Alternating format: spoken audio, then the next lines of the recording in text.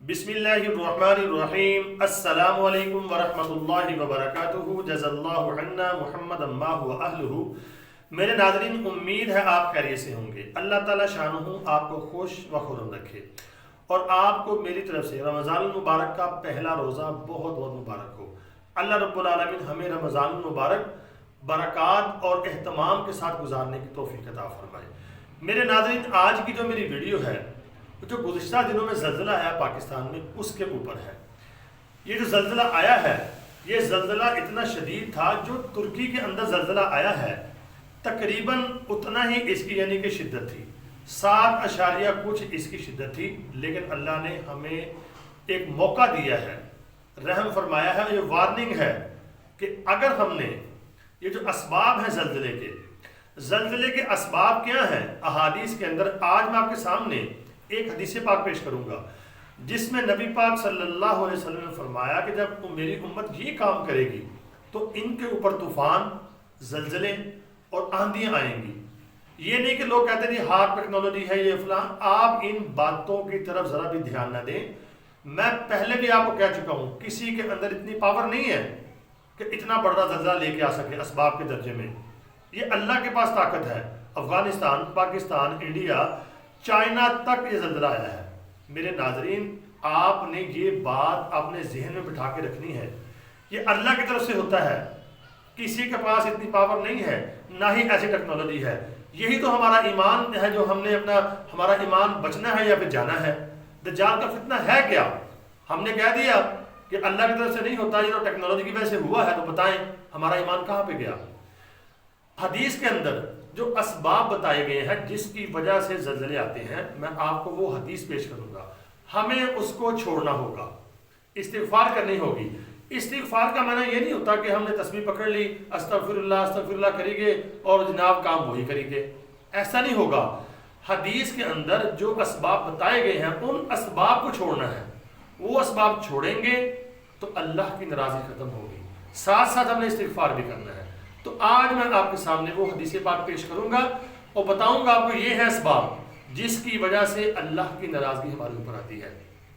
تو حدیث پاک کو ڈسکس کرنے سے پہلے میں آپ سے گزارش یہ کرنا چاہتا ہوں کہ قاری بابر کو سبسکرائب کر لیں۔ اور دوسری بات یہ ہے کہ رمضان المبارک کا مہینہ ہے، یہ غمخواری کا مہینہ ہے اور یہ یعنی کہ خوشیاں بانٹنے کا مہینہ ہے۔ جن کو اللہ نے وسعت دی ہے، میں گزارش کرنا چاہتا ہوں، آپ کو پتا ہے کہ آپ ہی کی تنظیم ہے جو میں نے بنائی ہے، فرید دسترخوان نامی تنظیم۔ اسی سلسلے میں الحمدللہ افطاریوں کا، اور جن لوگوں کے پاس راشن نہیں ہے ساری افطاری کے لیے، انشاءاللہ اس کے اوپر کام شروع ہو چکا ہے۔ اور آپ کو ترغیب دے رہا ہوں کہ جن کو اللہ نے مال دیا ہوا ہے، اللہ جس کو مال دیتا ہے اس لیے نہیں دیتا کہ وہ خود ہی کھائے۔ اللہ کہتا ہے کہ میں نے دنیا میں درجے بنائے ہیں، کسی کو میں نے غریب رکھا، کسی کو درمیانہ، کسی کو امیر۔ یہ اللہ خود قرآن میں فرماتا ہے، نحن قسمنا بینہم معیشتہم فی الحیات الدنیا، کہ ہم نے تمہاری روزی تقسیم کی ہے، ورفعنا بعضہم فوق بعض، بعضوں کو اونچا کیا، بعضوں کو نیچا کیا۔ تو جن کو اللہ نے مال دیا ہے وہ اللہ کی راہ میں خرچ کریں۔ تو فرید دسترخوان نامی تنظیم کے یعنی کہ تحت انشاءاللہ افطاریوں کا اہتمام ہوگا، اور غریب لوگوں کو انشاءاللہ ان کے گھروں میں میں کوشش یہ کرتا ہوں کہ شہر سے ہٹ کے جو زیادہ پسماندہ علاقے ہیں وہاں پر راشن پہنچاؤں اور افطاریوں کا اہتمام کروں۔ تو آپ اپنے عطیات، صدقات اور زکوٰۃ، کیونکہ رمضان میں لوگ اکثر زکوٰۃ نکالتے ہیں، تو اس میں سے تعاون فرما سکتے ہیں۔ اور یہ اسکرین کے اوپر میرا جائز کیش نمبر ہے، آپ جائز کیش میں بھی پیسے بھیج سکتے ہیں، اور اس کے ساتھ ہی میرا IBN نمبر بھی ہے اور بینک اکاؤنٹ نمبر بھی ہے، یہ 3 نمبر ہے۔ اگر آپ جائز کیش کے ذریعے بینک میں ٹرانسفر کرنا چاہتے ہیں تو آپ بھی کر دیں، اگر آپ جائز کیش میں پیسے بھیجنا چاہتے ہیں انشاءاللہ آپ کا 1 روپیہ جو مستحق لوگ ہیں ان تک پہنچایا جائے گا۔ اللہ تعالیٰ آپ کو خوش رکھے۔ تو جو دوست یعنی ڈونیشن دیتے ہیں باہر سے یا پاکستان سے، میں آپ سے گزارش کرنا چاہتا ہوں، واٹس ایپ نمبر جو میرا ہے اس کے اوپر آپ نے مجھے بتانا ہے آپ نے کس بات میں پیسے دیے ہیں، عطیات میں دیے ہیں یا صدقات میں دیے ہیں یا زکوٰۃ میں، تاکہ میں اس کو اس حساب سے یعنی کہ لوگوں کے اوپر خرچ کروں۔ تو آئیے اپنی ویڈیو کی طرف چلتے ہیں۔ تو یہ آپ کے سامنے حدیث پاک آ گئی، حدیث پاک کو پڑھتے ہیں۔ یہ حدیث پاک آ گئی ہے، بسم اللہ الرحمن الرحیم۔ حضرت علی ابن ابی طالب رضی اللہ تعالی عنہ سے روایت ہے۔ کن سے؟ حضرت علی نبی پاک صلی اللہ علیہ وسلم کے داماد، یعنی کہ اتنے مضبوط صحابی اور آپ کے داماد. آپ نے فرمایا کہ نبی پاک صلی اللہ علیہ وسلم نے فرمایا کہ جب میری امت 15 خصلتوں کا ارتکاب کرے گی، یعنی 15 برائیاں ان کے اندر آ جائیں گی تو ان کے اوپر بلائیں نازل ہوں گی. تو پوچھا گیا یا رسول اللہ صلی اللہ علیہ وسلم وہ کون سے افعال ہوں گے؟ تو میرے ناظرین حدیث کو یہاں سمجھیں. جو زلزلے اور سرخ آندیاں طوفان آگے بتاؤں گا آپ کو میں، یہ انہی وجہ سے آتے ہیں، نہ کہ ٹیکنالوجی کی وجہ سے. ہماری جو توجہ ہے ادھر ہونی چاہیے احادیث کے اندر جو ہمیں ہمارے نبی نے بتائی ہیں، نہ کہ ہم اسباب کی طرف بھاگیں. ہمیں کرنا کیا ہے؟ تو آپ نے فرمایا کہ پوچھا کہ یا رسول اللہ صلی اللہ علیہ وسلم وہ کون سے افعال ہیں؟ تو آپ نے فرمایا سب سے پہلے یہ ہے کہ جب مال غنیمت کو اپنا مال سمجھا جائے گا. تو مال غنیمت کے بارے میں آپ کو پتہ ہے جنگوں میں مال غنیمت ملتا ہے، وہ ابھی فی الحال تو نہیں ہو رہی. آگے دیکھیں فرمایا کہ جو امانت ہوگی اس کو غنیمت کا مال سمجھا جائے گا کہ یہ میرے لیے جائز ہے.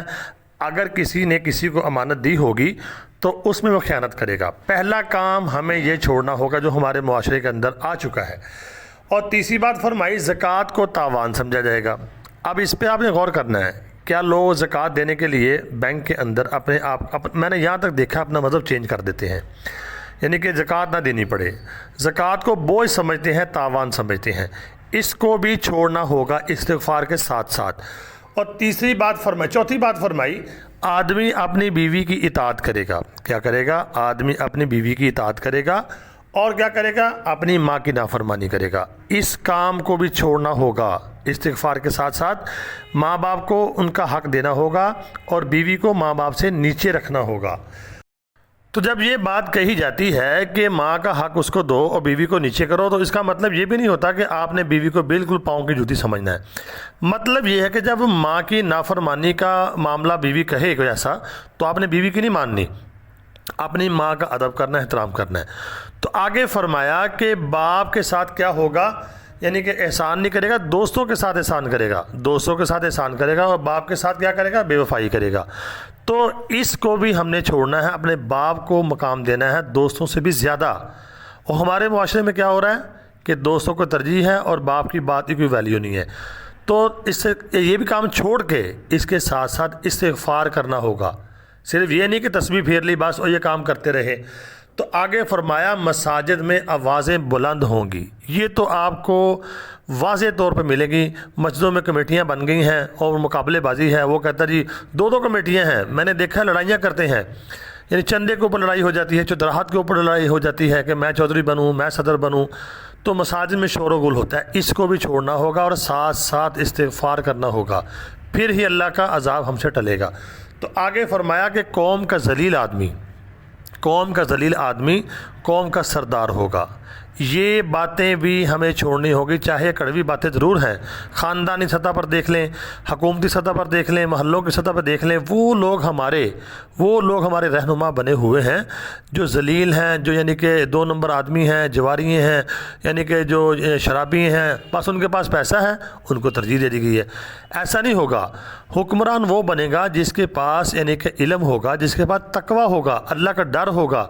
آج کل جو آدمی شریف ہوتا ہے یا کوئی نیک ہوتا ہے اس کو کہتے ہیں یہ تو صوفی آدمی، اس کو بیچارے. اور اس کے بعد کیا ہوگا؟ شراب پی جائے گی. شراب جو ہے وہ کثرت سے پی جائے گی. اس کو بھی چھوڑنا ہوگا، ساتھ توبہ بھی کرنی ہوگی. اور مرد کیا کریں گے؟ ریشم پہنیں گے. ناظرین دیکھ لیں یہ بھی کام ہو رہا ہے. اس کو بھی چھوڑنا ہوگا ورنہ یہ عذاب ہمارے اوپر سے ٹلنے والا نہیں ہے. پھر فرمایا گانے والیاں اور گانے بجانے کے آلات بنا لیے جائیں گے. یہ بھی دیکھ لیں.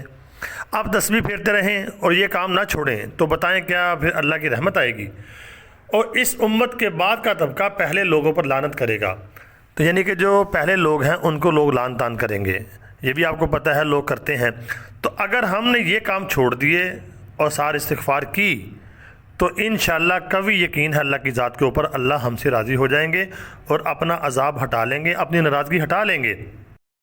تو اگر ہم نے اپنی یہ غلطیاں نہ سدھاریں تو نبی پاک صلی اللہ علیہ وسلم کا فرمان ہے اگر تم یہ کام کرو گے تو پھر انتظار کرو سرخ آندھیوں کا، طوفان کا. دیکھیں ناظرین بے موسمی بارشیں ہو نہیں رہی، طوفان آ رہے ہیں. ابھی ایک دوست بتا رہے تھے کہ منڈی بہاؤدین کے اندر یعنی کہ اتنے موٹے گڑھے پڑے ہیں اور فصلیں تباہ ہو گئی ہیں.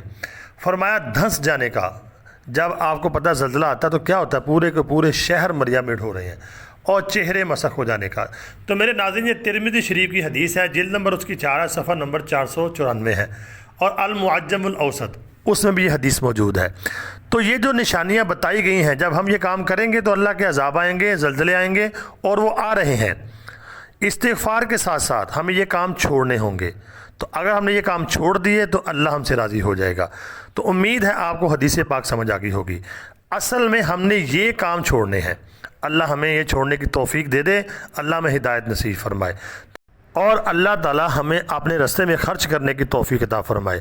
اپنے عطیات، زکوٰۃ، صدقات سے ضرور تعاون کرنا، میں آپ کا منتظر رہوں گا۔ اللہ تعالیٰ آپ سب کو اپنی شان جزائے خیر عطا فرمائے، اللہ ہم سب سے راضی ہو۔ تو میرے ناظرین، ویڈیو کو آگے شیئر ضرور کرنا، کمنٹ ضرور کرنا، دعاؤں میں ضرور یاد رکھنا۔ السلام علیکم ورحمۃ اللہ وبرکاتہ۔